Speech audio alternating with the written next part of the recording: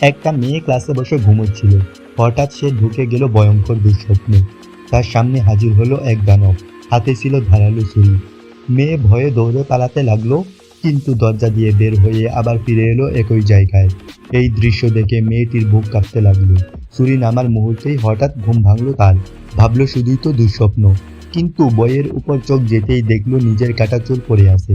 তার শরীর কেঁপে উঠল। রাত নেমে এলো, মেয়েটি আরো ভয়ে কাঁপতে লাগলো।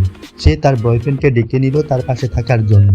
হঠাৎ মাঝরাতে তার কুকুরের চিৎকার ভেসে এলো। মেয়েটি কি হয়েছে তা দেখার জন্য বাইরে গেল।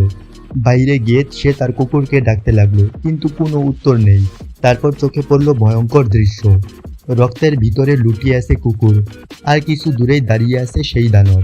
সে দৌড়ে পালাতে চাইল, কিন্তু আশ্চর্য, দানব হঠাৎ তার সামনে এসে হাজির। ঠিক তখনই আবার ঘুম ভাঙল মেয়েটির, এবং মেয়েটি দেখে তার বয়ফ্রেন্ড ঘুমিয়ে আছে। সে মুখ ধুয়ে আবার শুয়ে পড়ল, কিন্তু মেয়েটির বয়ফ্রেন্ড মেয়েটিকে ডাকতে লাগলো। সে জেগে উঠতে পারছিল না, বরং শরীর কাঁপতে লাগলো মেয়েটির। গলা থেকে বের হচ্ছিল ভয়ঙ্কর চিৎকার।